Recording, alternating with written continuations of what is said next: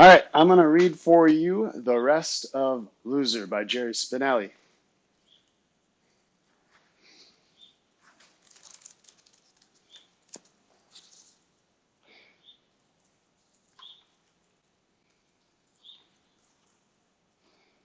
We have 7 more chapters. We have, we'll see. Maybe I'll take this, put this into a half now, half next week. Graduation day is just that, one day. Then comes the next day, and the next. Zinkoff puts away his flute, puts away his backpack, puts away his memories of graduation day, and gets on with the rest of his life. To Zinkoff and to all the kids in his brick and hoagie town, summer is like a great warm, shallow lake. Some frolic and splash, some strike out for the distant shores, too far away to see. Some just stand there, digging their toes into the sandy bottom. It is warm and sunny and lazy, and you can leave your feet if you want to, because in the warm waters of summer, everybody floats.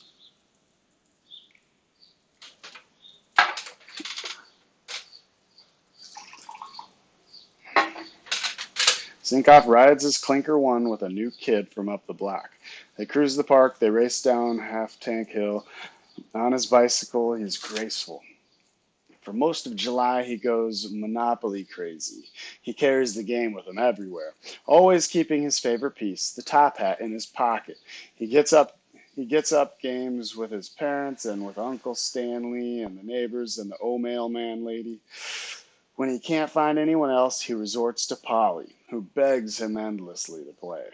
It's never long before his properties cover the board and his stack of money practically scrapes the ceiling. But it's no fun. She's so easy to beat.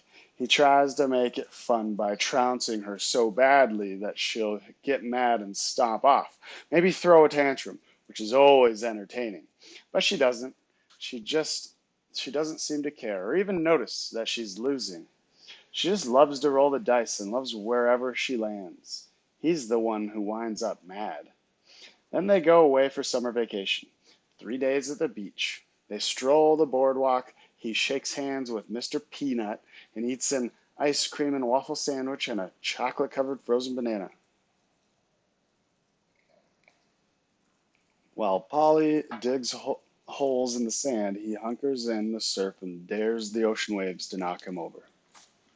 Back home, he pesters his parents to join the swim club, but they say it's too expensive.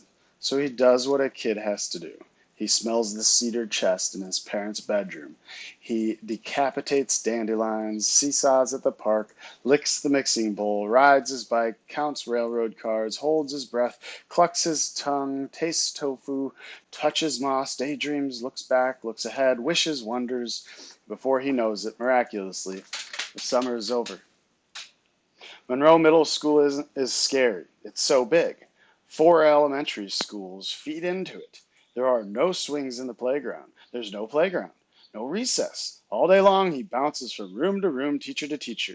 Every 45 minutes, it's back into the hallways. The cattle drive. Boo! Eighth graders tower over him, knock him off balance, barging through. When he sees a familiar Satterfield face, he beams and waves. One day the face he sees stops him cold. He calls out, Andrew! It's his neighbor from the old days.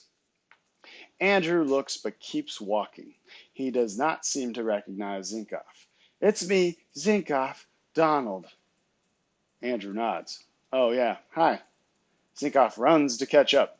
Andrew has really grown since he saw him last. He's 5 inches taller than Zinkoff.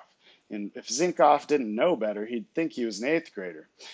It's not only his height, but the way he carries himself. Unlike most of the other slinky, slumpy sixth graders, Andrew gives the impression that he belongs here, that he doesn't have to apologize for having been born. Zinkoff feels a little funny having to look up. Andrew, you got tall. Andrew looks over his head, looks down at him. Yeah, and it's Drew. Zinkoff is confused. Huh? My name's Drew now. Oh, you changed it? Yeah. Zinkoff has never seen Drew's new home out in Heatherwood, but he could picture it with its driveway and tree out front, and Zinkoff nods, for it somehow seems to add up. New house, new name. Cool, he says. They're walking side by side now. Your father's still a banker? Drew looks down at him. Only his eyes come down, not his face. Your father's still a mailman? Zinkoff is about to answer when a bell rings. It's not the one for the next class. It's coming from Drew's backpack. Drew takes out his cell phone and answers it. He's talking away on the phone as he veers off and into his next class. Zinkoff sits in class. Anywhere he wants? He sits front row, smack in the middle. He rushes ahead to classes so he can get the seat first. Every time he sits in the first row, he thinks of Mr. Yalowitz. He misses him. He joins the band, meets flutists from the other grade schools. They compare flutes. He signs up for camera club and video club and model car club and library helpers, but has to drop all except library helpers because they interfere with band practice.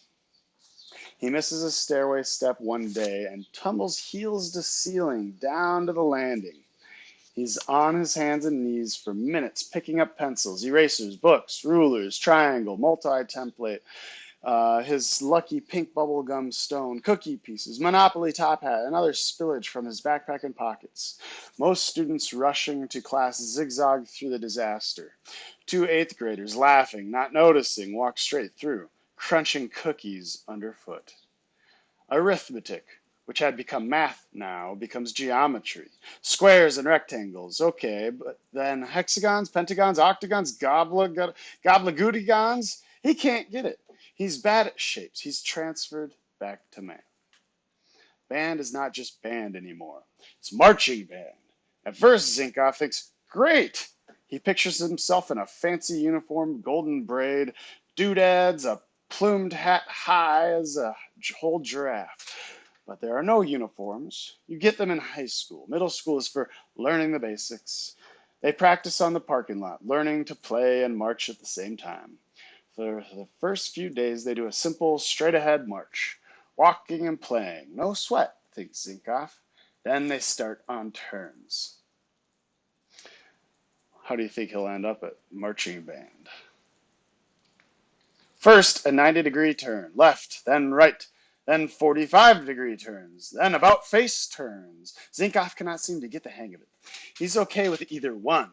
He can march without playing or play without marching, but when he tries to put them together, he marches into parked cars. The bike rack, his fellow marchers. It's like bumper cars at the fair. On his worst day, he runs into the tuba and bloodies his nose and is told to go home. But he doesn't give up, and nobody tells him not to come back. There are two outdoor baskets behind the school. When there's time, the kids play pickup games. One of the baskets still has a net hanging from it. The eighth graders get that one. The other goes to the sixth and seventh graders. Zinkoff hangs around, hoping to get picked. The pickers are always two big shot athletes. No one elects them. They don't earn it by making foul shots or anything. They simply appoint themselves and no one argues. Gary Hobbin is often a picker. So is Drew Orwell. The pickers stand at the foul line and look over the troops. They take turns picking. You know how good a player a kid is by how early he is picked. When 10 players are picked, the unpicked retreat to the sidelines and wait for the game to end. 10 baskets so they can get another chance. Zinkoff loves basketball now. He keeps waiting game after game. The pickers keep picking, usually the same players. Standing there during picking time, Zinkoff tries to look good. He puts on his game face. He scowls. Anybody can see this kid can score. Once, Drew Orwell looks right at him, and he's sure this is it. He can already hear his name. It's forming on Drew's lips. Zinkoff! But the name that comes out is Nedney. And so September becomes October, and October becomes November, and December, and the grass turns to hairbrushes, and the bus riders fog the windows with their breath. The band comes inside, and the pickup players come in, and the football teams. Halloween, Thanksgiving, basketball, tests, assignments, projects, report cards, cheers, groans, waiting for snow. The school is winter, and Zinkoff vanishes. Not to himself, of course. To himself, he is very much there every minute, laughing, burping, biting his pencil eraser. Like everyone else, he is the star of his own life. He is seen and heard almost every day by the other band members and by his sixth grade friends. But to the great dragonfly's eye of Monroe Middle School, he is unseen. Even the thing that got him noticed at Satterfield, the losing, is gone. All that is forgotten, left behind like candy wrappers.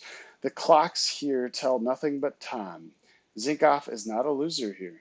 He is less than that. He is nobody. Long before the first snowfall, he sinks into nobodiness. That's the end of chapter 23. I'm going to go on to read chapter 24.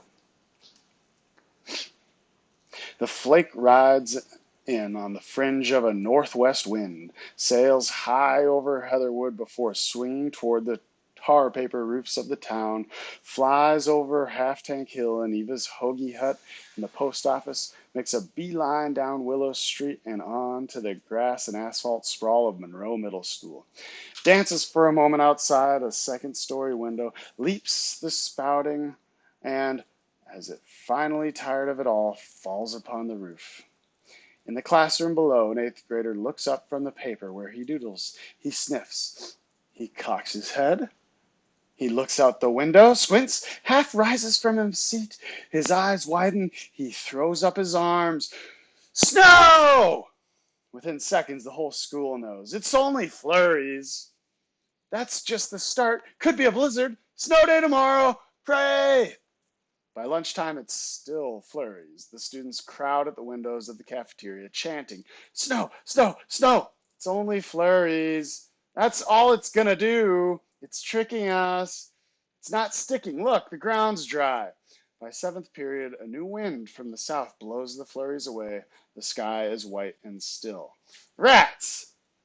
By school days end, wet fat flakes splat on the students' upturned faces as they leap out of school. Snow day, snow day, snow day. Zinkoff loves school, but he loves snow days too, and tomorrow looks sure to be one. As he steps from the bus near his home, he sees that the snow is sticking. The sidewalk is already white. He projects how deep the snow will be on Half Tank Hill by tomorrow morning, and he shouts, Yahoo! Forgetting he doesn't say that anymore.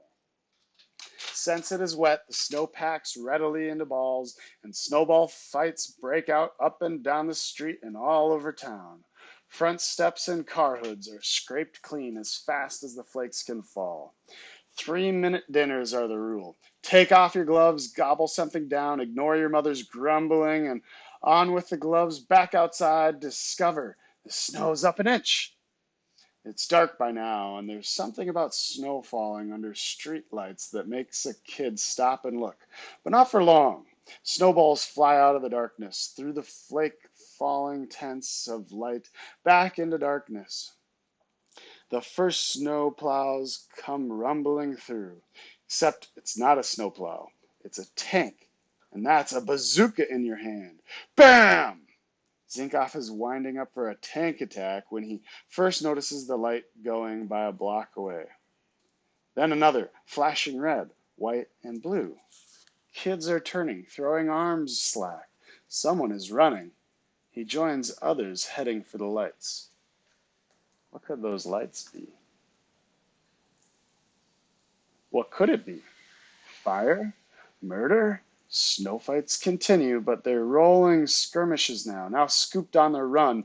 Over one block down, two over one. It's Willow Street, the 900 block.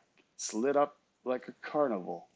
Police cars, emergency vehicles, a parade of them up the street, the snowy humps of parked cars pulsing in the swirling lights, people shouting, running, watching from the steps, hiss of radio voices. The snow is trampled on the sidewalks, rutted in the street. Zinkoff ricochets like a pinball off milling bodies. Through the glittering snowfall, he spots the waiting man glowing in his window. He looks like George Washington. He hears fragments. Lost! Little girl! Mother! Freeze! Frantic! Leash! It's Claudia, the little girl on the leash. She's lost. For some reason, he's not surprised. He imagines her sneaking off when her mother's back is turned. He imagines her squirming out of the harness, flinging away the leash, throwing her arms in the air with a great Yahoo! And bolting into the snow and down the street, free at last, much as he did when he was first allowed outside alone. The lights cluster brilliantly up the street at Claudia's house. He thinks he sees her mother in the mob at the front step. He hears someone cry out. He pulls off one glove. He has to do it one finger at a time. It's not easy because the glove is icy and wet. The glove is wet because the balls he has been throwing have been more slush balls than snowballs. Because slush balls, as everybody knows, fly truer and harder.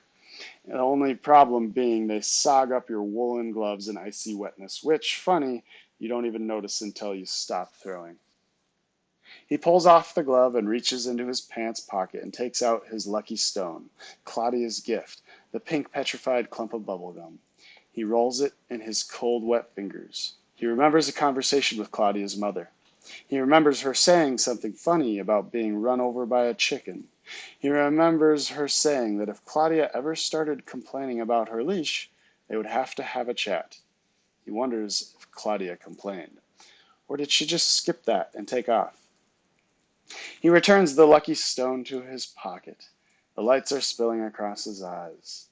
He begins to pull his glove back on, but the glove is colder than the night air. He removes the other glove. He stuffs them in his coat pockets, then discovers there's no warm place to put his hands. He takes the gloves from his pockets and stands there staring at his hands. He appears to be blushing in the red light spinning atop a nearby truck. He stacks the gloves neatly, one upon the other, and lays them on the top step of the nearest house. He starts walking. A snowball hits him in the back. Hey, Zinkoff, come on! The other kids are still battling away. Snow warfare gains a new, thrilling edge when waged in the glare of police lights. Zinkoff walks on. It seems like the whole town is either on the street or staring from the windows. Everyone is carrying a flashlight. The night is lights and eyes. A toddler in ski pajamas calls from a doorway, "Mommy, can I look too?" The mother yells. The door slams shut. The 800 block is a little less busy and bright, but just as trampled. In the 700 block, the light comes only from the windows. The search here is quieter. Misted breathing murmurs the squeak of boots in snow. Once again, he is aware of the falling flakes. 2 more blocks and the sidewalk snow is untouched. He is alone. The words that have been inside him come out now in a whisper. I will find her. I will find her. He walks on. I'm going to read one more chapter, and then we'll finish it up. I'll read the last 4 chapters next week. Chapter 25, Claudia. The lights from front windows and the lights at the street corners help. It is as if they are looking too. Snowflakes in the light remind him of moths. In the darkness between the lights, he cannot see the snowfall. He cannot hear it. He sticks out his tongue to catch a flake. In the darkness, he calls out in a whisper, "Claudia! Claudia!" Why he whispers, he doesn't know. Maybe it's because he doesn't want to disturb the night any more than necessary. Maybe it's so she won't hear him, in case she's having fun. Claudia! The snow is getting deep. It's over his ankles. He wades through it as he waded through the surf at the beach. It is hard to see between the lights. He whispers into the dark corners, "Claudia!" The black canyon of house fronts looms over him, night into night. Claudia! He crisscrosses the street, searching both sides, trying to miss nothing, stitching the sidewalks together. The falling snow covers everything, makes everything white and soft and humpy. It's a guessing game. What was that? What was that? He thinks she is under the snow. He thinks she is playing a game, waiting to be found. He can almost hear her giggle, searches so close but not knowing. Or she is asleep, a little girl bear cub asleep under the snow. Every hump he thinks is her. He pokes with his boot, flinches in expectation of her exploding up from the snow like a flushed bird, laughing. But it's only a sled left outside, a junked TV, a plastic bag of trash. Claudia! Then he thinks, no, she's not still. She's moving. She's running, rolling in the snow, celebrating. She's unleashed. It's snowing. Unmoving is the last thing she would be. Every now and then he looks back. The spinning lights are far away now, a fallen spaceship. He loves the distant spinning light. The distant spinning light. It is his leash. He wishes Claudia had not wanted to be quite so free. A new light turns the corner ahead. A rumbling. It's a plow, scooping snow like a finger throwing cake icing. The plow rumbles toward him, its headlights trembling. For the first time in his life, he does not reach for a snowball. As the plow passes him, an alarming thought occurs. What if she's in the street? He calls out, "Stop!" But the plow rumbles on past and up the street. 2 more blocks, and he looks back again. Suddenly, he no longer feels he is about to find her any second. All he feels is the silence. He cannot believe how silently the snow falls. He cannot believe she could have come this far. He takes one last look at the distant spinning lights. He turns at the corner. He will go down a block and work his way back toward the light. Halfway along the block, he comes to an alley, and it hits him. Alley!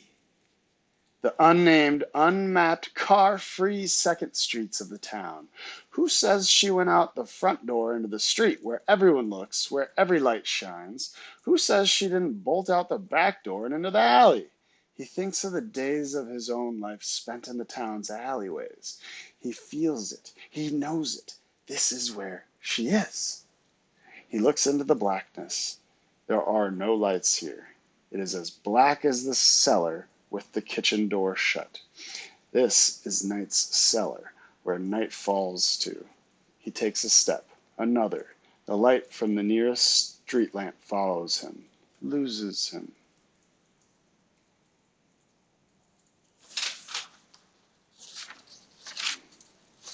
I'm going to read one more. I can't help it. That'd be more precisely half, and then we'll finish up next week. Claudia! Chapter 26, What a Kid Is. What a kid is. Claudia! He sends his whisper out ahead of him. His whisper is his eyes, his fingertips. Claudia! He does not know it is snowing unless he turns his face up. The snowplow doesn't come here. He trips over something, sprawls face down into snow. He gets up, wipes his face. There's snow on his neck, melting under his collar. He takes his hand from his coat pockets for balance, the better not to fall, and falls again. He pulls out his lucky stone. He clutches it in his hand. His hands are wet and cold. Claudia! Dim light ahead, the next street. The snowfall reappears. He crosses the street and back into alleyway blackness. Claudia! He crosses another street and another. In time, he hears the staticky squawk of a two-way radio. To his right, there is light through an air shaft. Glow silhouettes the rooftops. Voices. He is behind Claudia's house. He thinks to call out, "You're looking in the wrong place!" But he only trudges on, leaving the lights and the voices behind, sinking into the blackness. Claudia! He squeezes his lucky stone. He puts his hands in his pockets. His pockets feel the same as his hands. Cold and wet. How did that happen? Squares of light to the left and right show the presence of kitchen and back bedroom windows. But they hold their light. It does not reach the alley. It is flat, like yellow paper pasted on black. He stumbles in hidden potholes, lurches against open gates and chain link fences, and who knows what all in the cold. And and chain link fences and who knows what, all in the cold, pillowy night. He trudges on. He no longer bothers to lift his feet. Claudia! How long can she last? How long can a little girl stay warm, stay alive in a snowstorm at night? He will find her. How will he find her? Will she be crouched and shivering, something he stumbles over? Will he hear her first, hear her little girl voice laughing and saying, I ran away, I ran away? What will he say when he finds her? He thinks. He will say, aha! That's all he can think of. Will she want to have a snowball fight before they go home? Will he say, don't be silly? Will she insist? He thinks of Polly, his sister. Polly was once as little as Claudia. Polly used to run away too. Gets it from Donald, his mother used to say. But that wasn't true. Donald didn't run away. He left the house. There's a difference. Polly ran away. When Polly got a notion, it was, Katie, bar the door, as his mother used to say. Maybe she should have said, Katie, get the leash. But there was no leash and no harness, and if the door wasn't barred, it was Polly down the steps and up the street. Whoever was closest, that was your job. Get Polly. His father used to say, someday I'm going to call her bluff. I'm going to let her walk as far as she wants. Uncle Stanley said, I bet she'll walk all the way to Cleveland. And one day, darn if his father didn't do it. Called her bluff, let her go. He stayed right behind her, Donald behind him. When she came to the street, she just waltzed it on across it. No stop, look and listen for her, his father like a mother duck, watching for cars. When she realized he was behind her, she squealed and ran faster, her little rear end bouncing like a pair of apples. She didn't make it all the way to Cleveland, but she did make it to Ludlow Avenue, which his father bragged for the next several years was at least a mile from where she started. But in the end, she stopped. Funny thing, she never slowed down. She just stopped. In the middle of the street, she stopped and turned and looked at him and his father and just plopped her apples right down on the street. One car coming to a stop, another swinging around them. She had been utterly pleased with herself. I ran away, she chirped, and the sun was no match for her smile. And Zinkoff saw in that moment something that he had no words for. He saw that a kid runs to be found and jumps to be caught. That's what being a kid is. Found, caught. Then she did something that has never left him. Sitting there in the middle of the street, she reached up to him. Not to his father, but to him, and his heart went out of him, and he picked her up, and he carried her home on his shoulders. Claudia! She isn't running anymore. He knows that now. She is waiting. A lucky stone. He cannot feel it. Did he drop it? He panics. When he comes to the next streetlight, he looks. The stone is still there in his hand. His hands have become like the stone. Cold and hard and unfeeling. He lifts the stone and runs its smooth, icy surface along his cheek. He runs it along his lips. He puts it in his mouth, the only warm part of him left, back into the blackness. Claudia! All right, we will finish the book, the last 4 chapters next week. Thank you so much, everybody.